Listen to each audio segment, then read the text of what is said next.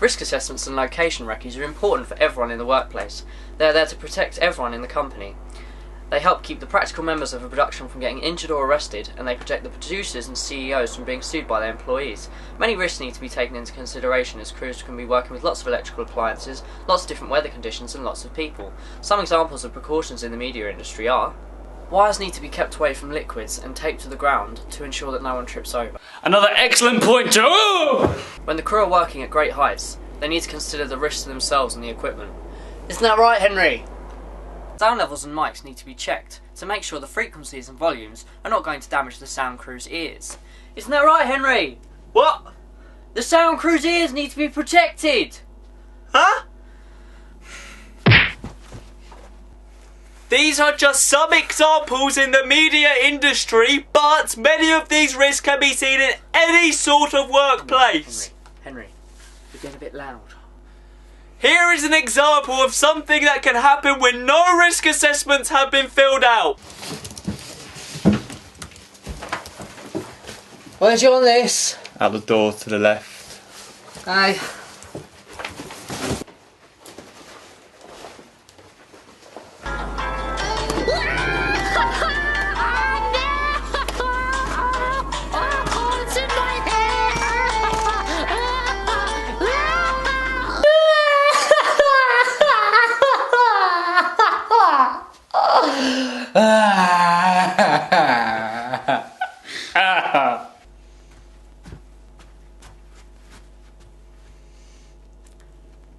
It's for reasons like this that risk assessments and location recce's are carried out at least once a year for any location or studio where people are employed. It's also why staff training is performed throughout the year, reminding staff of general safety such as fire safety, wet floors, lifting heavy equipment, and appropriately using ladders. In the workplace, it is important to evaluate the safety of other people around you. For example, when working around the general public, their safety is incredibly important. Every precaution needs to be taken to ensure that a member of the public is not harmed. If a member of the public is harmed due to a lack of safety checks, you could be looking at a big lawsuit. If someone is harmed in this instant and you do not have a first aider present to help a member of the public, then you'll be looking at an even bigger lawsuit. But has all of this health and safety gone a bit too far? Are we now insulting our employees' common sense and patronising them with incessant paperwork and safety courses?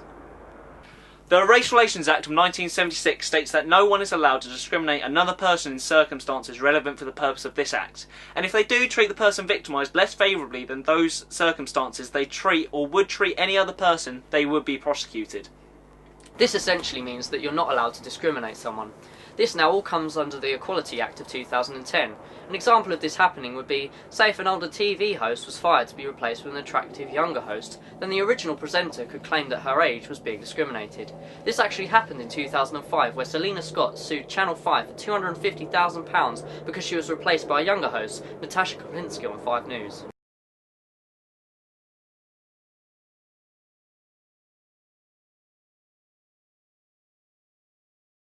Hey Henry. Henry. Yeah? Why don't you have some pizza? Why? Because you call her Italian. Okay.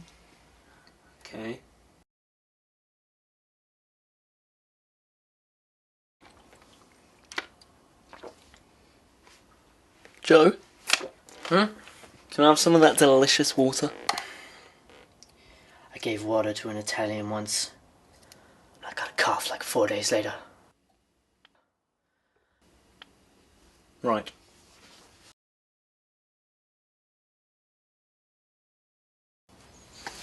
You! Yeah? You think you can pretend not to like pizza? You think you can have some of my water? The only thing you can have is my knuckle sandwich. He was being mean, and he wasn't sharing, and he kept calling me Italian. Look, I'm really sorry about that, but I've got something that will make you feel all better.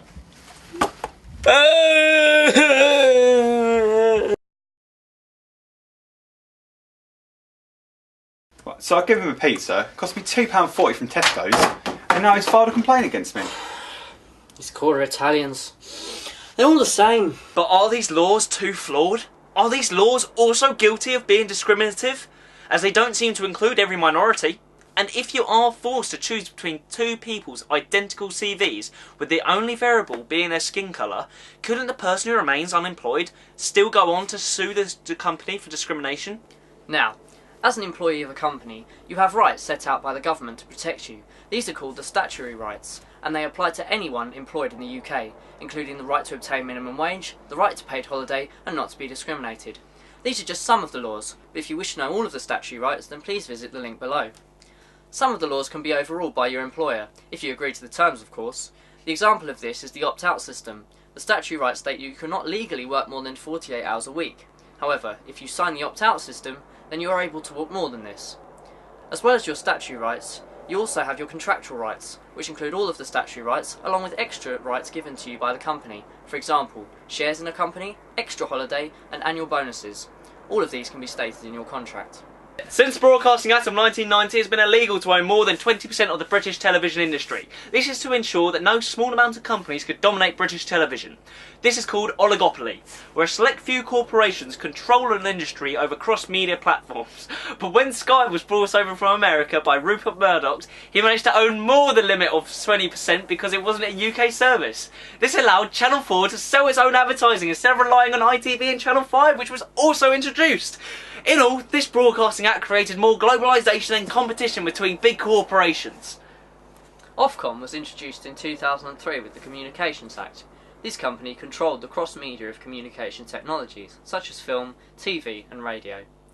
Its responsibilities is to make sure that the public is protected by things that are featured in the media which would be considered to be offensive. They don't have the power to stop a programme from showing on air, but they can evaluate it, and also read any complaints that the viewers may have. If a lot of complaints were received, then they can talk to the people who aired the show to make an apology, or even pay a fine. An example of this is in an episode of Channel 4's Big Brother. Ofcom received over 3,500 complaints in 2007 because of racism that was aimed towards Shilpa Shetty, a Bollywood star, by other housemates. Ofcom took this to Channel 4, and since, they have made their rules and requirements for all of their programmes more strict. The company changed a lot of the rules that restricted cross-media ownership. This encouraged massive conglomerates to dominate the industry even more. Their overall goal is to make sure people, locations and ethical issues are all presented truthfully and fairly. They also have a watershed of 9 PM, which protects children from profanity on TV.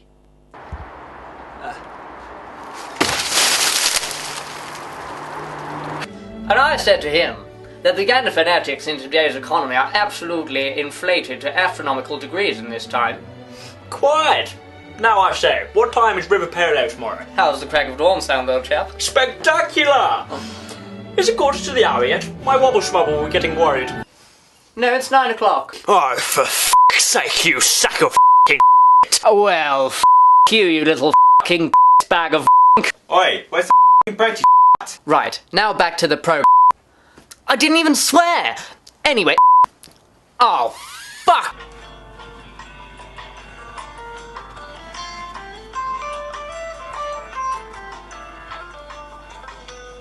Time has changed dramatically. The novel Lady Chasterjee's Lover is a well-known example of the Obscene Publications Act of 1959. It wasn't until the 1980s that the book was released back onto the market because it featured profanity. Imagine if 50 Shades of Grey was released back in the 70s. Hey Joe, is the BBFC just used in Britain, or is it universal? Oh, Henry, stop acting like you're 12, eh? I'm not 12, Joe. I have a certificate. Should we get on with the show? No. I think we should have some tea. Maybe PG. I think that would be advisory. There was a similar issue in film and television. In 1984, the Video Recordings Act made it so that videos couldn't be sold to anyone under the certified age, unless it's a sport, educational, or to do with religion or music, and doesn't show violence, sex, or any criminal offences.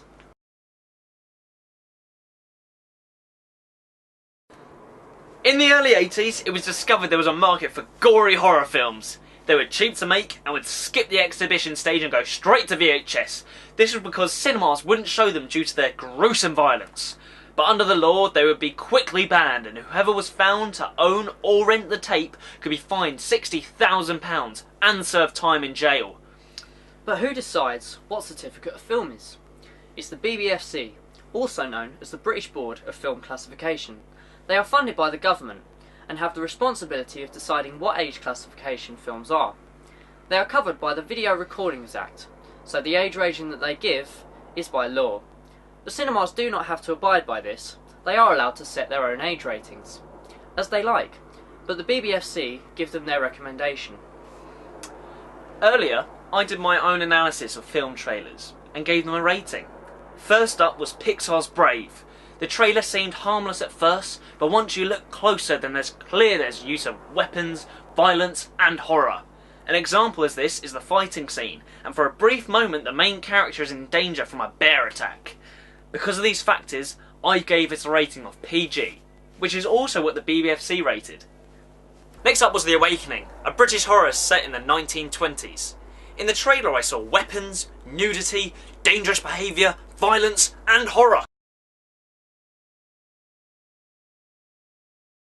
Because of this, I thought that the film would definitely not be allowed to show anyone under the age of 15. This is because if it was a 12A, then young children could still get access to it with the supervision of an adult. But it turns out I was wrong, and the BBFC gave it a 12A certificate on the 15 borderline. They also only identified that there was horror and violence in the trailers. Freelance is the most popular form of contract in film production, with 91% of crews freelancing. That only leaves 9% being permanent employees. This is unlike the exhibition and distribution side of filmmaking, where all of the staff are permanently employed. But what are the perks from working freelance? Well, if you're good at your job, it will most probably mean that you're constantly asked for work, and you get to decide if you want to take the job. It gives you the opportunity to work a variety of jobs around the country, or even the world. You can also set your own rate. You can put forward what you think your time is worth, which, if you're exceptionally good at your job, can be a lot of money. This is great, but there can also be some downsides. Some freelancers struggle to find employment, and even when they do, they may have to travel a long way to get to the job.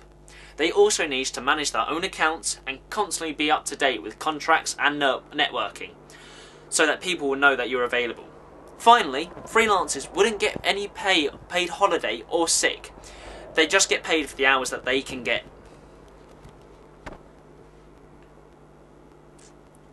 Even though freelance may appeal to a lot of people, a temporary contract is also very popular. Temporary contracts will be used for employers to get people into work for part or all of a project. It's different to a freelance because there's a set end date that is agreed and the amount of time that the employee will be working for. You also wouldn't need to worry about doing any of those pesky accounts, as the company will cover the tax and national insurance. But this type of contract can still be risky.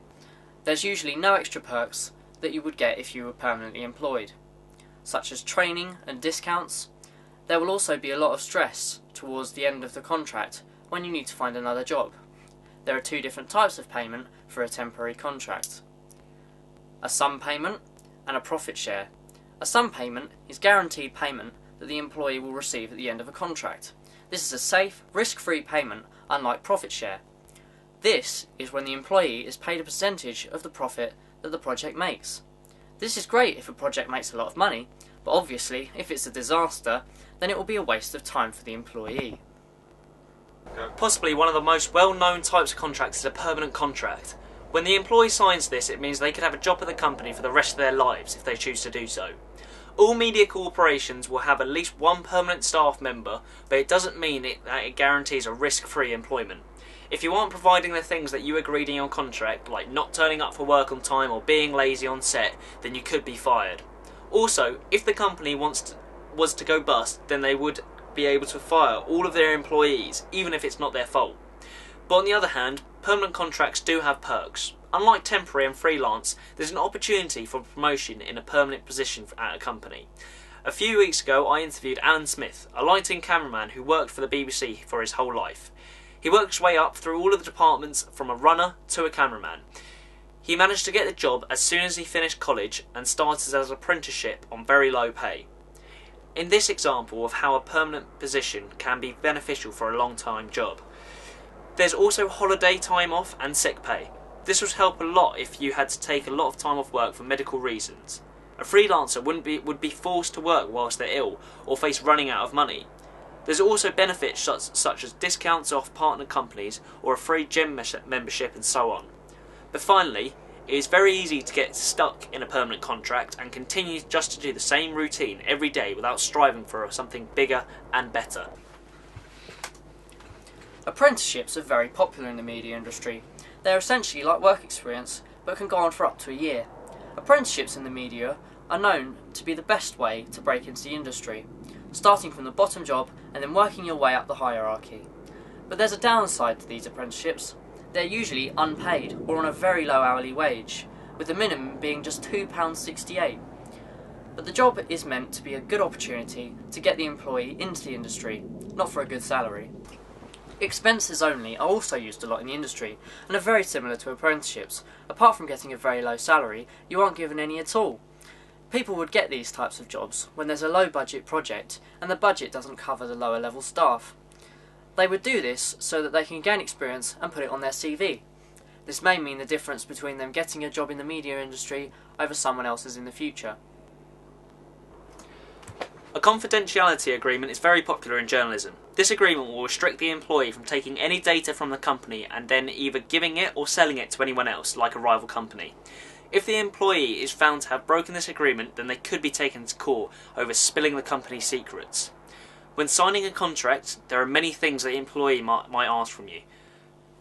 When signing a contract, there are many things the employer may ask from you. Firstly, there's an exclusivity that will prevent you from sharing your work with anyone else. An example of this happening is, say, if a photographer takes a unique picture of a celebrity and went to the Sun newspaper, the Sun would want exclusive rights to that image. This is so other newspapers wouldn't be able to use the picture in their story, and therefore more people would buy the Sun to see the exclusive content. A similar story to this happened with Kate Middleton in a French newspaper. Finally, a copyright waiver. These are used primarily in universities and is an agreement stating that all of the work that is produced by the individual of the course is then owned by the company or university. This usually wouldn't be a problem, but it is wise to make sure you know what you're signing or you could find yourself losing all your work.